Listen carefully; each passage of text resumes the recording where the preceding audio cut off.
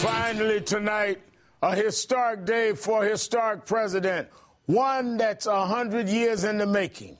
Teddy Roosevelt first called for health care reform in 1912, putting it on his party's platform.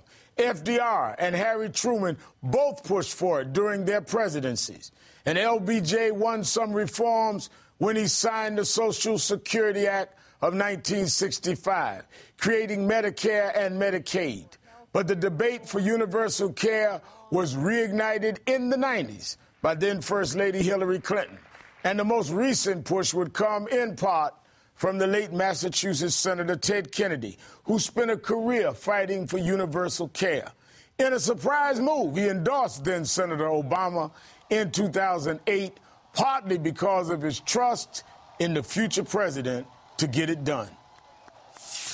With Barack Obama, we'll break the old gridlock and finally make health care what it should be in America, a fundamental right for all, not just an expensive privilege for the few. That dream became a reality in March 2010 when the House passed the Affordable Care Act. On this vote, the yeas are 220, the nays are 211. The bill is passed. President Obama signed the bill into law 2 days later, accomplishing something no president could do for a century.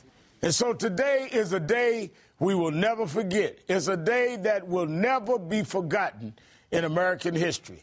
Joining me now is Melissa Harris Perry, host of MSNBC's Melissa Harris Perry. Melissa, I want you tonight, this is Thursday night, not Saturday or Sunday morning, so take off your host hat and put on your professorial hat and place this there in the context of this country's history. Right. Okay, so this is a hugely important point about President Obama. And so I just want to walk us through it quickly.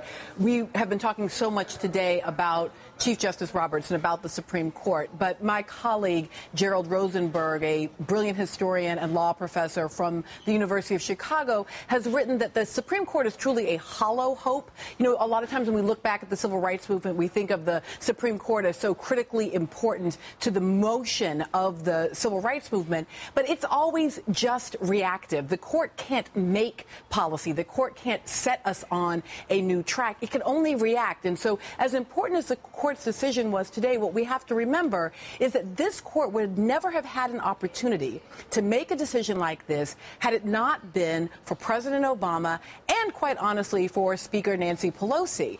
Here's what they did. Not with the massive kind of majorities that FDR had when he passed his 100 days of legislation, not even with majorities the size that LBJ had when he passed Great Society programs, not even with majorities as secure as President Clinton believed Democratic majorities to be, even though they shifted in 94. In 92, people still, the common wisdom was Democrats were always going to hold the House for the next decade.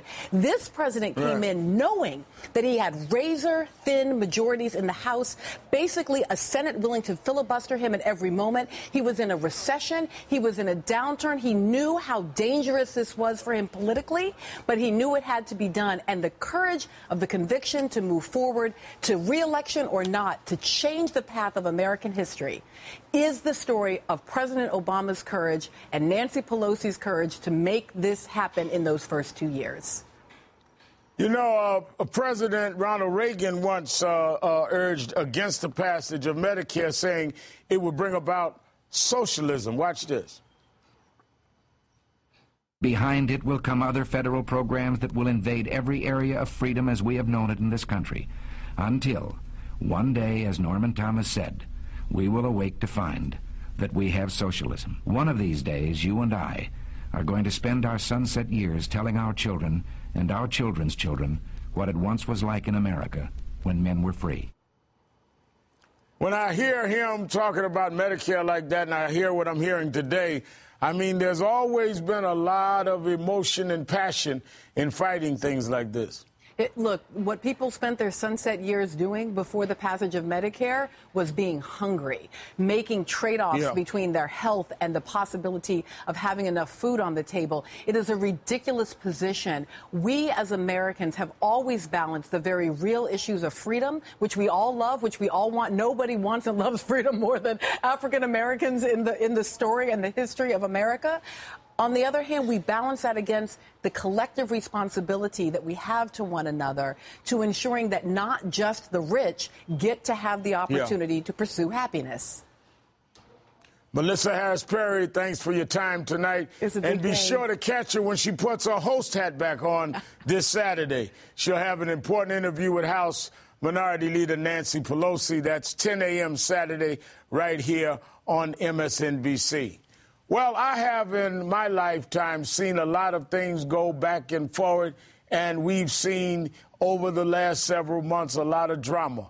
I had a mentor once, though, that told me don't get too carried away. Try to think of what will it matter, whatever you're in the middle of. What will it matter 100 years from now? Today, 100 years from now, what happened today will matter. This is one of those moments that a century from now, it will be remembered. It's important because it not only saved lives today, and that's very important, it changed and cemented a change of course, a sea change, and how we deal with fellow Americans. That's big stuff. That's historic stuff. You and I should be very happy that we lived to see it and hope that it's upheld and continues in that direction. Thanks for watching. I'm Al Sharpton.